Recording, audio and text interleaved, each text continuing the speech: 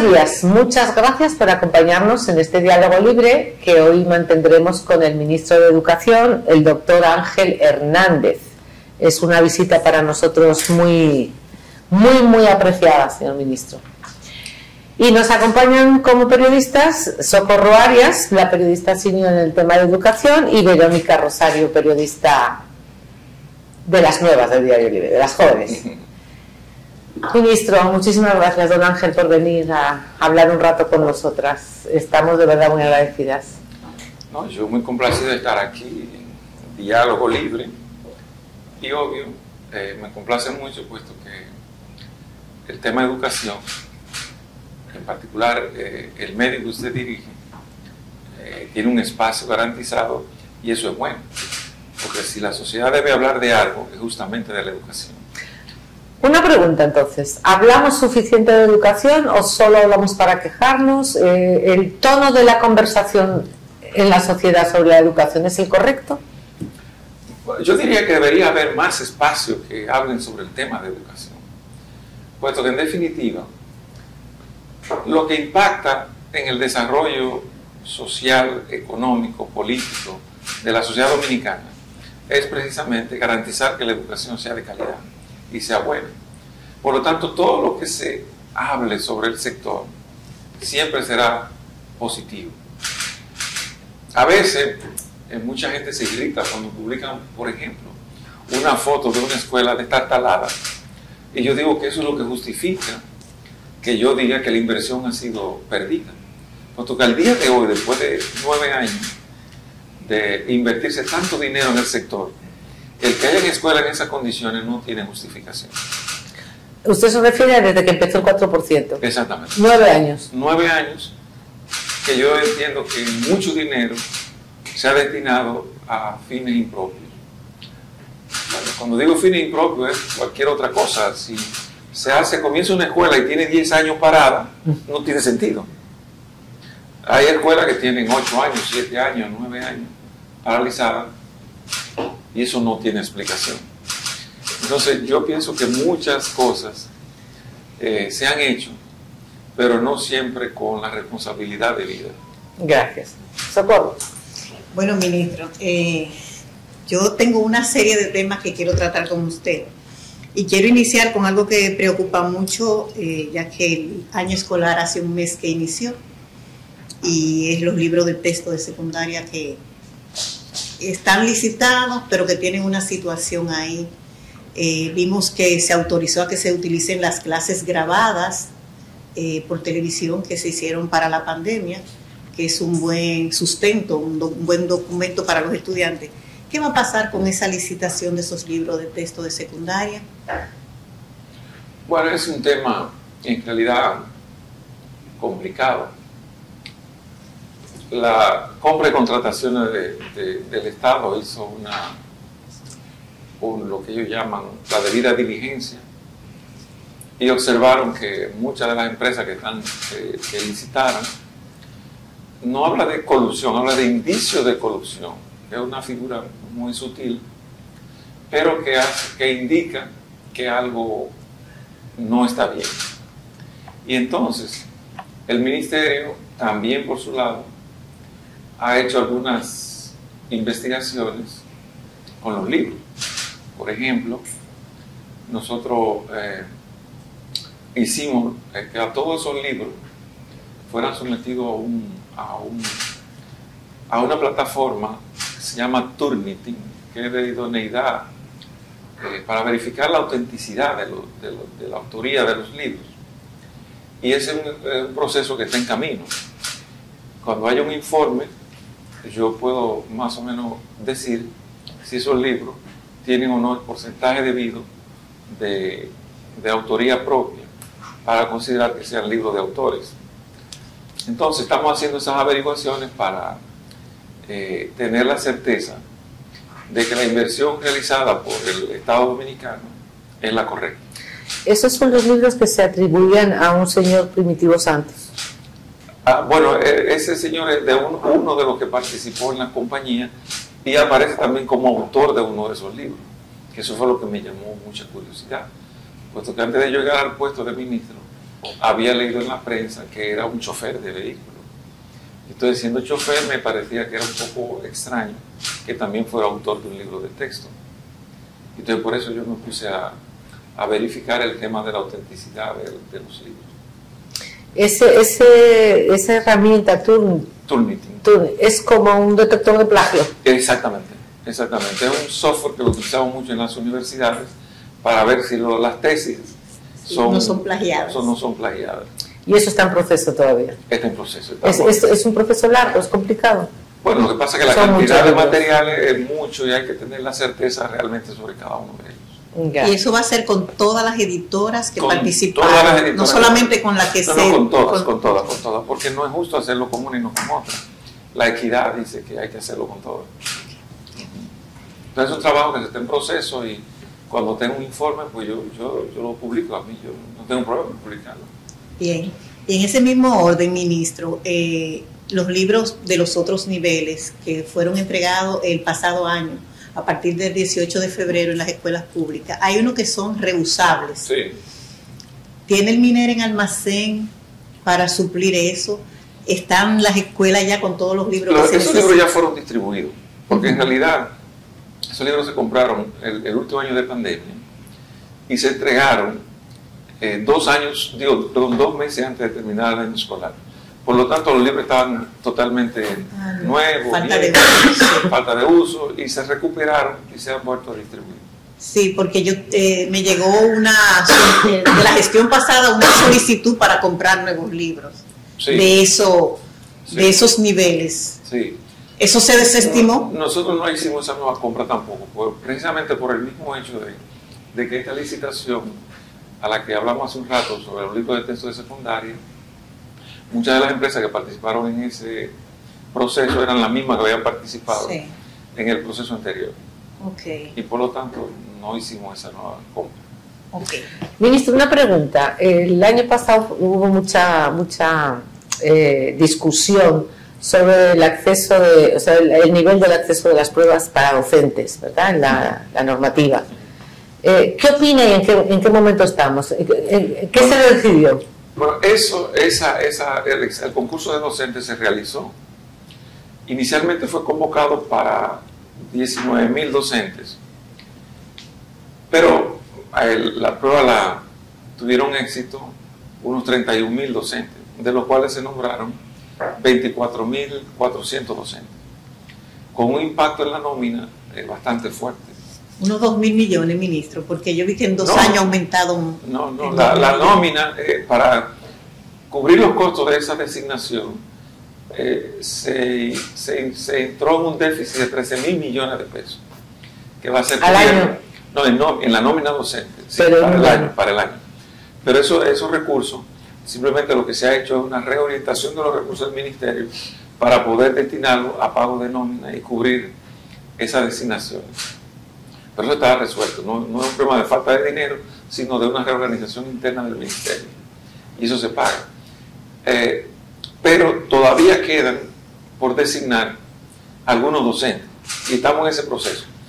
Pero no lo estamos haciendo automáticamente por las peticiones que hacen los directores, sino haciendo auditorías en los centros para verificar que realmente efectivamente falten. Porque le pongo un caso, en Asua, en un liceo grande de Asua, encontramos que sobraban 8 profesores, simplemente reorientando el horario de cada uno de los que estaban ahí, y sobraban 8, y yo estoy seguro que eso puede pasar ocurre a nivel nacional, puesto que si usted hace una división matemática de la cantidad de docentes que hay en el sistema, ¿verdad?, por la cantidad de alumnos, el resultado es que me da un promedio de 18.5 alumnos por docente. Eso está muy bien. No, eso es para un país desarrollado. Exacto. Entonces eso no es lógico. Entonces aquí hay un problema de estadística que indica que en algún lugar hay un exceso. Y hay que procurar ver qué es lo que está pasando. Se va a auditar la nómina de los docentes, claro, porque nos ha llegado información de que hay docentes que viven fuera del país y cobran. Muchos se hacen enfermos, hay muchos problemas. Y eso lo vamos a buscar uno a uno. Sí. Y ministro, en ese mismo orden, 24.000 docentes, 24.400 se nombraron y todavía hacen falta maestros. Yo no entiendo esa suma matemática. Usted no la entiende tampoco. No, por eso yo estoy procurando entenderlo y vamos a hacer la auditoría por eso mismo. ¿Y la ADP ayuda en eso o protesta? Bueno, usted sabe que la ADP es un sindicato y como tal, como sindicato trata de lograr los mayores beneficios. Sí. Obvio, en algunos lugares hay resistencia, en muchos lugares hay resistencia del sindicato, pero yo ahora mismo acabo de crear lo que se llama mesa de trabajo, en la cual vamos a invitar en que cada distrito educativo participe el representante de la ADP, el director de distrito y la asociación de padres, para que las soluciones sean negociadas, se busque la mejor solución a partir del interés de la escuela, no el interés específico del sindicato, sino el interés de la escuela. Es una mesa que se pactó en el pacto, vale la redundancia, pero que no se había puesto en vigencia. Y yo entiendo que es un mecanismo de concertación que puede ayudar mucho a que la política educativa funcione. Porque en verdad, ¿cómo digo? El Ministerio de Educación no puede trabajar sin los maestros, porque los maestros son el capital de trabajo fundamental del ministerio. Son los que están frente a la escuela. Entonces hay que trabajar con ellos. Aunque sindicalizado o no, es el capital fundamental de trabajo del ministerio. ¿Qué hacer? Trabajar en armonía con ellos. Y eso es lo que queremos. Usted ha dicho que en esa mesa de trabajo intervendría también los padres. Claro, porque los padres es un eslabón que no tiene todavía el protagonismo que debería. Eso es lo que estamos tratando, de que el padre de familia, como responsable principal de la educación de sus hijos, esté presente en las decisiones que tomen. Y por eso, incluso he instruido que si el padre no puede asistir a la reunión, no se haga. Tienen que estar todos juntos. ¿Y usted siente que hay una receptividad a esto? O sea, ¿por qué la asociación de padres? Claro. Hay la receptividad, pero es un proceso que comienza ahora. Ahora vamos a empezar a implementarlo. Ya está, la decisión se tomó y se hizo llegar a todo el mundo. La cuestión ahora es implementarla. Y creo que la ADP está de acuerdo y la ACMA está de acuerdo. ¿Cómo son sus relaciones con la ADP? Hasta ahora son buenas, pero eso no significa que mañana no sean malas. Yo voy a tratar de que siempre sean buenas, porque, por lo que le acabo de decir, sin los maestros es difícil trabajar en el ministerio, no tiene sentido. Entonces, lo que vamos a hacer es que todas las veces que tengan una queja y ellos me inviten a una reunión, yo voy, sin ningún problema. Y hablamos libremente de lo que ellos quieran, sin ninguna dificultad. El presidente de la ADP le puso en sus redes sociales que usted debería transparentar cuántos colegios reciben el pago del bono de los $500 por los niños. Él lo sabe. Es una pregunta tonta. Él lo sabe y le digo por qué. El Ministerio de Educación hizo una oferta para 100.000 bonos. ¿Cuánto hay? 2.100. Ya digo, hay 2.100 que se registraron, pero en términos reales hay 2.000, como 2.006, que han hecho efectivo la inscripción de los niños en la escuela, en el colegio. Y se está ahora mismo en el proceso de la contratación, de hacer el contrato con el colegio. Con el colegio privado para que los admita. No, ya los colegios lo admitieron. Sí. Los colegios han hecho una excelente colaboración. Se pusieron desde el principio de acuerdo y dijeron que sí. Y en todos los colegios que un niño ha llegado, ellos lo han admitido. ¿Qué tipo de colegio? Los colegios que hay en la zona donde están los niños. ¿Dónde están los niños? Puede ser colegio clase media baja, pero el colegio que hay disponible en la zona. Porque no pusimos un criterio de selectividad, pusimos el criterio de que esté en cercanía de los niños. ¿De dónde salió la cifra de 100.000? Bueno, ¿de 100.000 o de 300? Era 300.000 que decía. Ocurre que con la pandemia muchos colegios cerraron. Y la matrícula que reunían esos colegios era cercana a 271.000. En realidad, la estadística del ministerio da 271.000. Pero ¿qué hizo el ministerio? El ministerio no solamente, porque el ministerio ha estado inaugurando instalaciones escolares, alquilamos instalaciones y readecuamos espacios. Por lo tanto, la cantidad de público en realidad fue admitida en las escuelas públicas. ¿Qué significa eso también? Hay escuelas que están muy abarrotadas de niños, y es verdad, Hay sectores donde hay escuelas que tienen 40 niños por aula, que es un exceso. Pero era mejor que los niños estén en la escuela que estén fuera. En la calle. Exactamente. Entonces, una decisión, digamos, de tipo social que se adoptó para garantizar que nadie quede fuera de las escuelas. ¿Cuál es el balance que usted hace en los aprendizajes de la pandemia? O sea, sé que hay un déficit. Realmente, el déficit no es solamente por la pandemia, el déficit viene de antes. Acumulado. Es un déficit acumulado, agravado por la pandemia. Lo que hay que sincerizar, que el ministerio tiene que tener una política orientada al aprendizaje. Hasta ahora, la gente tiende a esconder la realidad. La gente tiende a decir, yo soy un exitoso, yo logré tal cosa. Y a veces es falso. Los datos lo que indican es que en el sistema educativo hay un déficit de aprendizaje, que a los 6 años de escolaridad ya tienen 3 años de déficit. Entonces lo que hay que resolver es eso con sinceridad.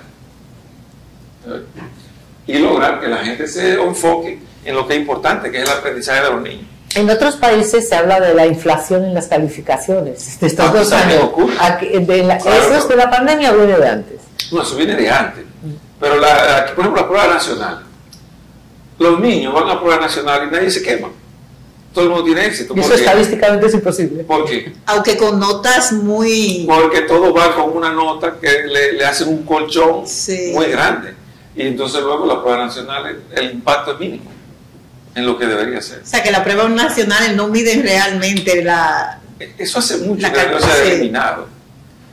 Ahora hay una comisión que nosotros creamos para evaluar todo el sistema de, para la redundancia, de evaluación de los aprendizajes, incluyendo pruebas nacionales. Y hay una comisión que está trabajando muy seriamente en eso, para hacer una nueva normativa que realmente efectivamente sea más adecuada. Yo le pongo un solo caso. En una reunión, un dirigente de ADP me dijo, mire, profesor, para llenar el registro escolar del año, un docente tiene que hacer 85.000 operaciones. Digo, ¿cómo? 85.000 operaciones de los datos que tienen que registrar todos los días. Digo, bueno, es un absurdo. El tiempo se le va en eso. Entonces no tiene tiempo para enseñar, para tener lo que tiene, para hacer lo que tiene que hacer, que es enseñar. Entonces ahí son cosas que hay que ir resolviendo, pero hay que irlo haciendo con sistematicidad. Este año se hicieron evaluaciones para tercero y sexto, y los resultados de esas evaluaciones que dicen lo mismo. Pruebas nacionales. No. Aparte son evaluaciones diagnósticas que el ministerio hace. Sí. Pero va en un sentido. Lo que pasa es que no hay. Porque mira, el primer problema, un solo problema: promoción automática. Eso es un problema, ministro. ¿Qué ocurre? Los niños van de primero a segundo, pero nadie se preocupa por saber si aprendieron, porque van a pasar. Y lo que menos se preocupa muchas veces son los docentes. Porque como lo tienen que promover automáticamente, no hacen el mayor esfuerzo para que aprendan. Correctamente. Y luego sigue segundo, tercero, y pasa igual. Nadie se preocupa por saber si aprendieron. Y llegan al cuarto y el niño no sabe nada. Ahí es el problema. ¿En qué momento se cambió el sistema de enseñar a leer? Bueno, a lo mejor es una pregunta rara o está mal formulada. No está bien formulada. Yo le voy a decir por qué. Ocurre que con la reforma del año 95, aquí se asumió el método global. Dice la teoría de que lo importante era la comunicación, que la gente supiera que la gente se comunicara. ¿Pero qué significa que la gente se comunique? Eso puede ser muchas cosas. Entonces empezó un currículum, a enseñar en un currículum, en donde no había una preocupación por la ortografía, por la caligrafía, por todos esos aspectos que eran propios del aprendizaje de la lengua.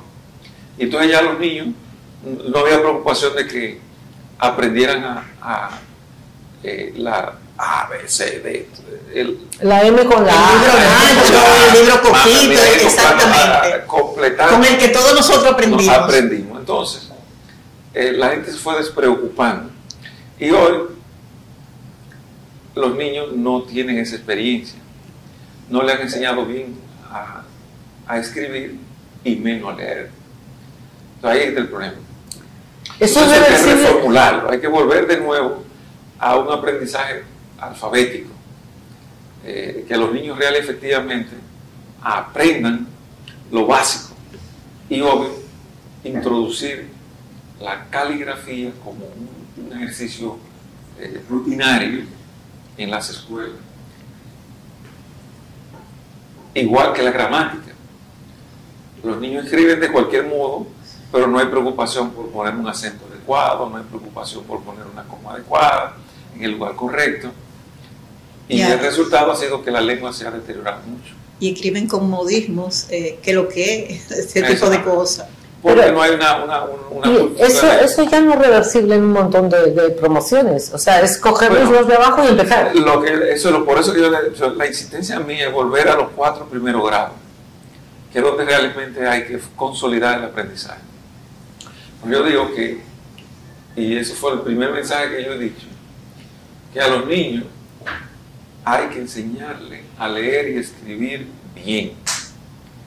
Esa es la preocupación central. Y todo el esfuerzo que se va a hacer en los próximos años, al menos cuando yo esté ahí, va a hacer que todos los recursos del ministerio se concentren en esos primeros 4 grados de primaria.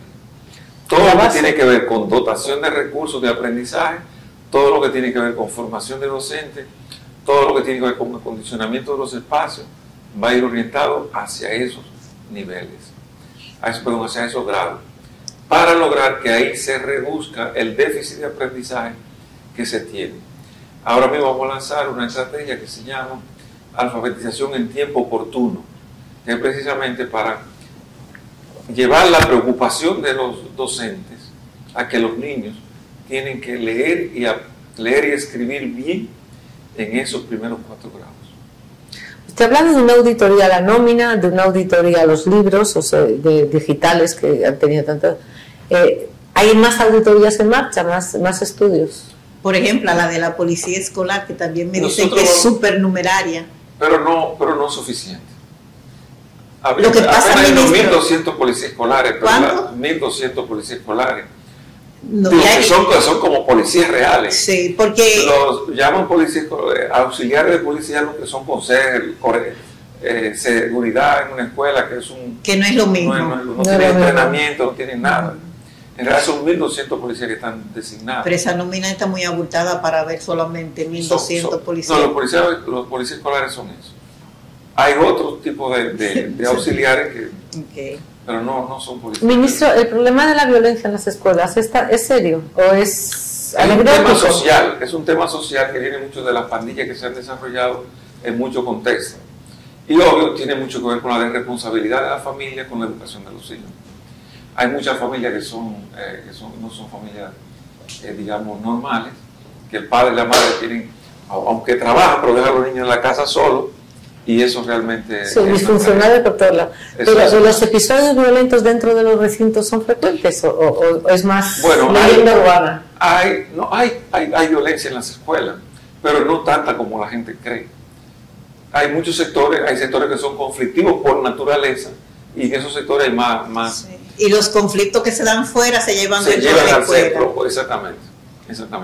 ¿No ha contemplado el ministerio alguna resolución que impida que los niños lleven al aula los celulares, por ejemplo? No. Sí, eso no que no lo lleven a la escuela. Por ejemplo, mi hijo estudia en un politécnico y la profesora puso un anaquel donde tenían que dejar los dispositivos, porque eso también es una distracción. Y aparte de eso, se graban bailando y haciendo una serie de diabluras que no debería ser dentro del recinto escolar. Bueno, ese tipo de diabluras lo hacen en cualquier sitio, pero a veces pero que en la escuela que son más osados y lo hacen en la escuela. Sí, exacto. Y son tan imprudentes que se graban y tan inconscientes que lo suben. O sea, ya el problema de que ahí faltan algunas orientaciones básicas en la familia. Sí, el problema comienza por ahí realmente. Correctamente. Ministro, esa es la verdad. Bueno, ¿y la auditoría de la nómina le han entregado ya el informe? Todavía. Pero esa auditoría de la nómina fue a nivel central. Faltan la de los distritos y no fue a la nómina, fue a los empleados. Fue a los empleados. De empleados. De ver si estaban los que son y son los que están. ¿No? Exactamente, porque en el Ministerio de Educación trabajan en la central 7.000 personas. No caben ahí, ministro. Esa es la explicación. Yo busco dónde están y no lo encuentro. ¿Dónde están las sillas, paciente? Entonces, justamente el MAC, una de las cosas que hizo fue justamente hacer eso.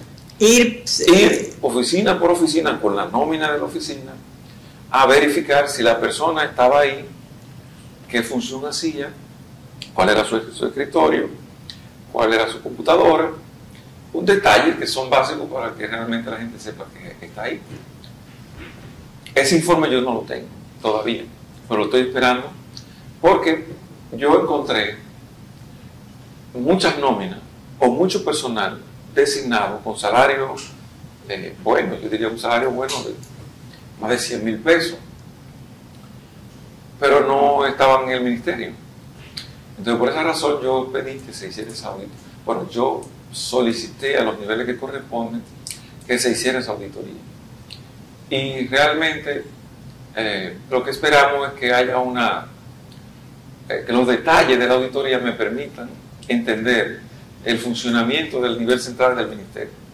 Pues dicen que hay varias nóminas. No, en el ministerio hay nóminas para todo. Segregadas. Claro, segregadas hay muchísimas nóminas. Y eso es lo que también estamos tratando de consolidar. Por ejemplo, hay una nómina que yo la encontré, 510 personas de educación infantil. ¿De? Educación infantil. Yo llamo a la gente de INAIPI, que son los que trabajan en el tema, y le presentamos la nómina, pero de esa nómina ellos identificaron 210 personas que trabajan con ella, ¿verdad? Me faltan 300. Yo mandé a bloquear la nómina entera y encontramos que 80 personas adicionales, hay 26 que trabajan en San Francisco de Macorís, otros en Santiago, pero no hemos llegado a los 510, me sobran todavía una cantidad importante. Y estamos esperando. Y los del INAIPI necesitados de personal, sí estaban, pero que suelen estar siempre necesitados de personal. Y esos planes que anunció el presidente de ampliar la educación, ¿verdad? Infantil, ¿cómo van? Bueno, pero ese proceso lo anunció el presidente cuando fue a Santiago. Y el ministerio ahí está trabajando en eso. Ya hay un diseño de los módulos que se van a hacer y se van a licitar ahora en el mes de noviembre. Se van a comenzar con 1,000 módulos de 3 aulas cada uno y una batería de baño por un valor de 11,000 millones de pesos. ¿Es factible este curso? Claro. La ley de educación contempla ese nivel de educación de 3 a 5 años.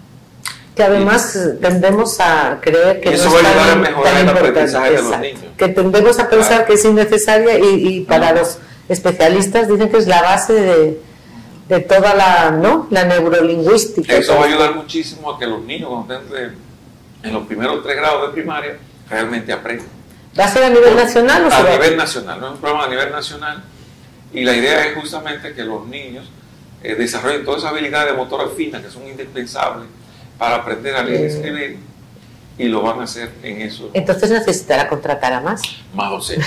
Más docentes. Más docentes y más personal de seguridad. Más vamos a sacar los que están en los distritos, que no hacen nada, que no caben tampoco. Hay otro problema ahí, sí. Que hay un problema. ¿Cuál es el problema de los distritos? Hay muchos docentes como técnicos. Esa fue otra de las cosas que impactó. Que son por motivos nombrados por motivos políticos sin concurso. Entonces ahora hay una norma que también en noviembre vamos a auditar todos los distritos educativos y también se va a hacer una evaluación de todo el personal que está ahí en los distritos, designados como técnicos, aunque son interinos, pero están designados como técnicos.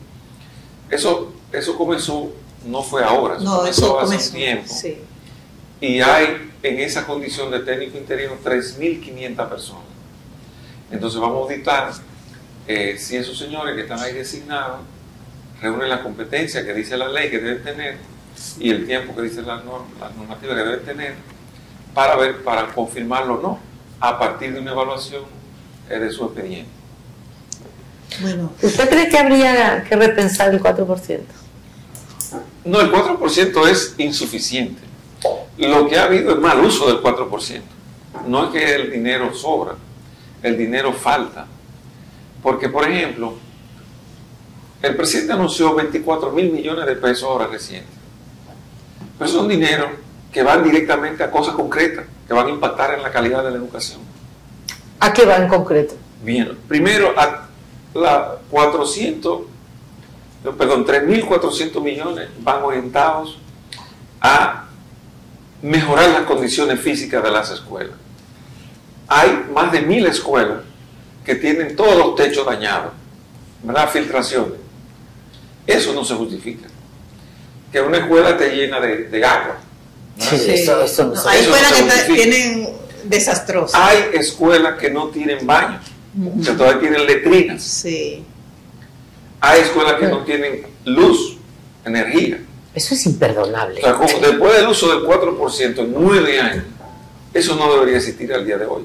¿Ustedes ven? Entonces son cosas que no se han hecho, pero que son necesarias hacer. ¿Ustedes ven? Entonces no es que falta dinero, pero no es que sobra dinero, es que falta dinero. Pero si se usa correctamente.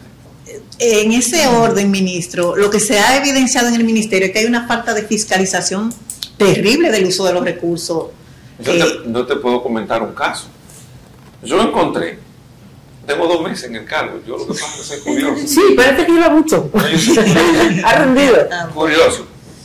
Yo me he puesto a identificar todos los contratos que hay en el Ministerio de Educación que tienen que ver con butacas, con construcciones, con equipamiento electrónico, con todo eso. Y ya yo tengo identificado más de 5.000 millones de pesos en contratos no cumplidos. Que la gente tiene dinero en los bolsillos, el 20%, y no lo han ejecutado.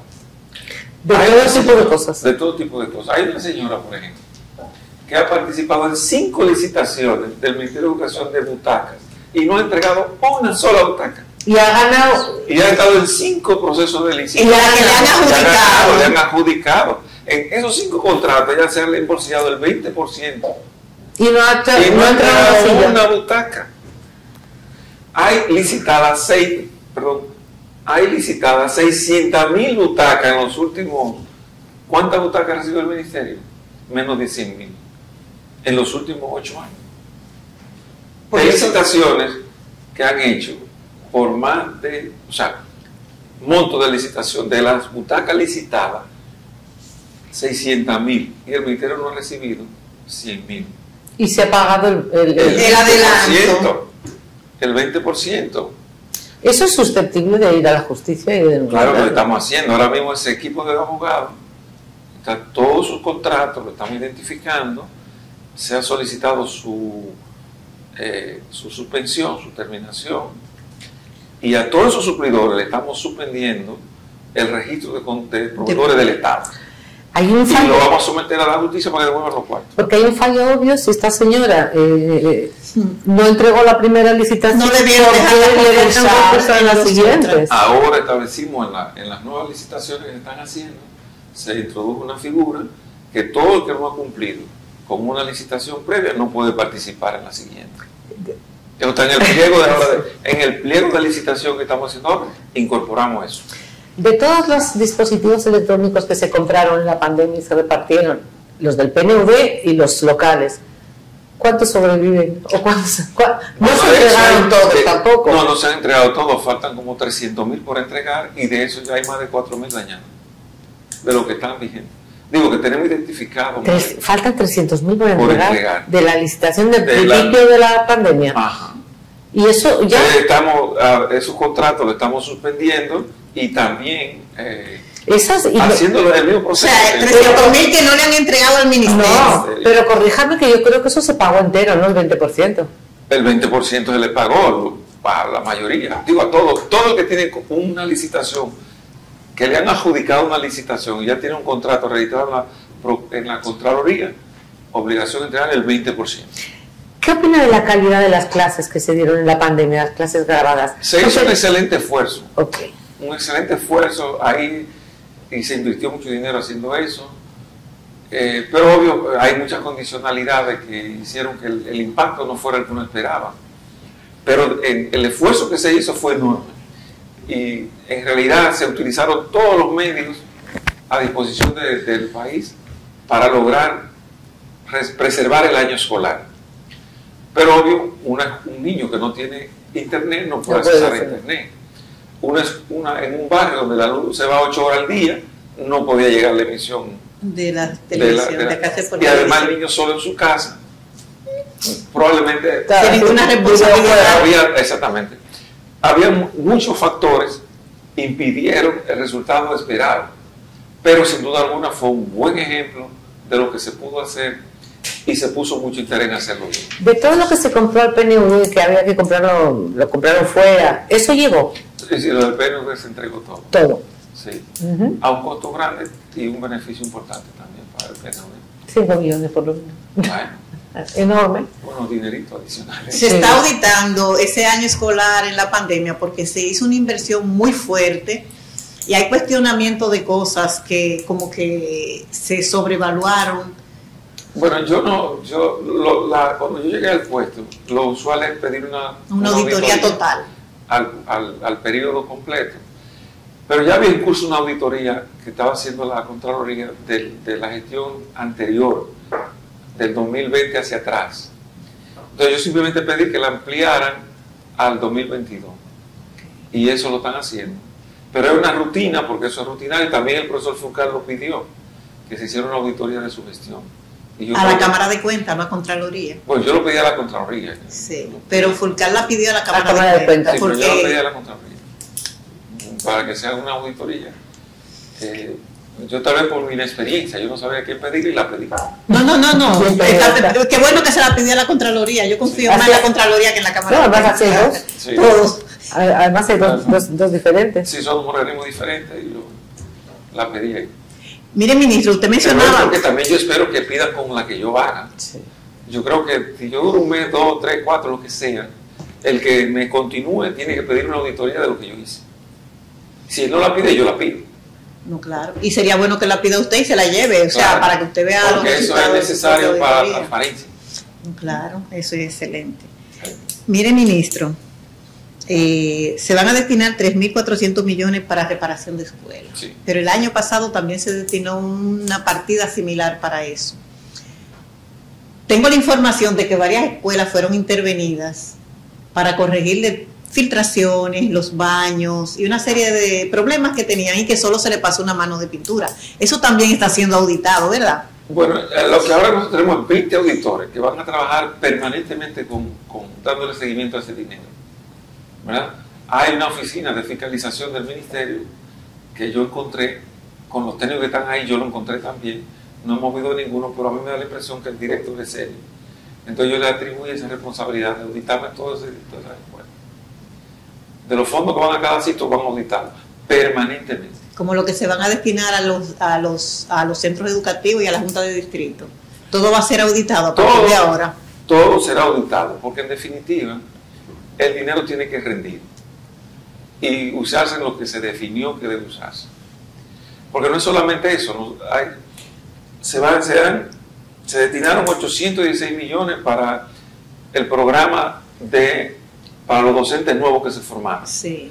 Durante un año van a recibir entrenamiento, pero tiene un costo. Y se designó a Liz Fodoso como responsable de ese programa. Pero tiene que rendir cuenta, ¿verdad?, de eso, auditarlo con 18 universidades más que se van a contratar. Antes se hacía con una universidad extranjera, yo prefería hacerlo con una universidad nacional para fortalecerla también. Claro, y una universidad del gobierno, que es Liz Fodoso. Entonces ellos van a cumplir con su trabajo, ¿verdad? Si no lo hacen, nosotros lo auditamos a ellos también, porque es un tema de auditar. Pero no solamente son esos programas, hay más. En el país hay 308 centros que tienen el nivel de politécnico, son denominados politécnicos, 38 de los cuales recientemente se hizo una licitación para equiparlos, reequiparlos. Sí. Es que politécnicos sin equipos no lo tenían. Sí. Pero hay 270 de esos politécnicos que no tenían más que el nombre. Entonces ahora vamos a equiparlos durante este año. Se van a hacer las licitaciones en conformidad con la naturaleza de cada uno de ellos para equiparlos y entrenar a los docentes en el uso de los equipos que se compran. Eso no va a tener impacto, digamos yo, este año. porque en el proceso de licitación se tarda un tiempo. Se tarda. ¿No? Eso vendrá a entrar en mayo, o el año escolar casi terminando. Pero para el año siguiente sí vamos a tener verdaderos politécnicos. Los 305 van a ser verdaderos politécnicos. Ahora, ¿con qué hemos asociado eso? El gobierno está haciendo grandes inversiones por ejemplo, en Pedernales, en San Juan de la Maguana. Sí, el plan San Juan, eso. Exactamente, en San Juan de la Maguana, en Montecristi, ¿verdad? Manzanillo, con el puerto que se va a hacer ahí muy importante, en Samaná. Entonces, esos liceos de esa zona los vamos a reconvertir en politécnicos. ¿Para qué? Para que puedan formar los recursos humanos necesarios para que esa inversión que el gobierno está haciendo se pueda beneficiar al pueblo donde están. Porque ocurre, si usted tiene una inversión en Pedernales y no hay técnicos, ¿de dónde van a ir a los técnicos? De Santo Domingo, que van a trabajar en los hoteles, van a trabajar en los... de aquí van a es que uno de los problemas más grandes que se identifican en Pedernales es quién lo va a hacer. Exactamente. Entonces, por eso vamos a instalar ahí una infraestructura académica que permita resolver las necesidades que se van a generar con la inversión que se está haciendo en esa zona. Usted apostaría mucho por esta formación profesional de politécnico, claro, más que claro, universidad. Obvio que sí, porque es una formación que impacta directamente la gente sale a 12 años de formación de la escuela y puede trabajar de una vez. Obvio, la formación técnica es lo que permite que los países se desarrollen, porque la gente va a trabajar rápidamente y lo va a hacer bien. Entonces hay que poner dinero en eso para que el país entero tenga una formación, claro, focalizada en función de la naturaleza de las regiones. No es lo mismo producir, por ejemplo, en Maní, que es una zona eminentemente agrícola. ¿Qué debe haber? Una buena formación. Tipo ISA. Exactamente, de ese tipo de formación, y ganadera, que es lo que se produce en esa zona. Y así focalizando en función de la naturaleza de cada contexto, para que pueda tener impacto. Ministra, así como van a ustedes equipar los politécnicos, que solo eran de nombre, con la tanda extendida, en horas de la tarde, ¿qué ustedes van a hacer? Porque eso hay que llenarlo de algún tipo de contenido. Teóricamente, en el Ministerio de Educación, teóricamente en el Ministerio, la pregunta que tú me haces, yo se la he hecho allá al Ministerio, y me dice, no, pero las 8 horas se cubren. ¿Cómo? ¿Y por qué hay tanta queja? Bueno, como no me han dado mucha claridad, yo creé una comisión. A ver qué es lo que se hace ahí. Que está trabajando eso. En esa comisión hay personas del Ministerio, pero también de la sociedad civil. Porque yo creo mucho en el aporte que los veedores, no los veedores solamente por ser veedores, sino los veedores que trabajan, que se incorporen a la mesa de trabajo. ¿No? Y están trabajando en esa comisión para definir la ruta a seguir con la tanda extendida. Sí, porque ¿Pero qué pista le están dando? No le dan ninguna pista. Todavía no hay un informe. Porque si se llenan 8 horas son muchas. Claro, sí. Están analizando todo. Sí. Pero yo, justamente algo que le dije a la gente de primaria, que también están entendidos, que por qué no ocupan el tiempo en lo que yo les decía ahorita al principio, en lo que es caligrafía, leer, ortografía, lectura comprensiva, clubes de lectura, y dedicarlo a cosas que son básicas. Sí. Es volver a lo que se hacía antes, para que la gente realmente aprenda. Ustedes dirán que eso está muy desfasado, que tiene que ser cosa de tecnología, bueno, tal y cual. También vamos a hacer cosas de ese tipo, porque hay un programa para robótica. Pero ¿qué ocurre? Primero hay que aprender a escribir, porque eso es lo básico. Totalmente. Entonces tenemos que concentrar el esfuerzo en lo que me parece fundamental, y es que el dinero vaya donde es más necesario. ¿Hubo o no hubo deserción masiva en la pandemia? Bueno, durante la pandemia sí, pero ya luego se ha recuperado. La escuela tiene un flujo de personas impresionante. Sí, ahora sí. En realidad ahora mismo han llegado más personas de las que esperaban. Y muchos de esos problemas tienen que ver con eso. Pero también ha habido una falta de planificación. Y yo les voy a decir por qué. Por ejemplo, en Invivienda fue uno de las zonas que me dio alarma. De los primeros que se quejaron por falta de cupo fue en Invivienda. Pero ¿qué ha pasado en Invivienda? El proyecto de Invivienda era para 10.000 familias. De la ciudad de Monpós, perdón. La ciudad de Monpós. Era para 10.000 viviendas. Significa que si cada familia tiene 2 niños, son 20.000. Pero la escuela, ahí solamente hay 4 centros educativos y solamente permiten una población máxima de 4.000 personas. En todas las escuelas. Y no sería que contaban con que no se iban a llenar las 10.000 familias, sino en el largo plazo. Porque ahora no solamente son 20.000, hay 38.000. Y se espera que en los próximos 5 años se llegue a 100.000 personas a esa zona. O sea, que ustedes van a tener que construir muchas escuelas en la zona. Hay que construir escuelas por obligación. Pero muchas. Exactamente. Entonces, son de las cosas que no han previsto nuestros planificadores. Verón, por ejemplo, en la zona de Higüey, que es una zona de expansión demográfica por la importancia económica que tiene el polo turístico de esa zona. Entonces, concentrado de gente, pero no de escuela. Entonces, ¿qué hay que hacer ahí? Construir escuelas. Y habrá provincias que están perdiendo población. Obvio que sí. Entonces, ¿hay escuelas, sobran escuelas y sobran profesores o no? Hay cantidad de escuelas prácticamente vacías.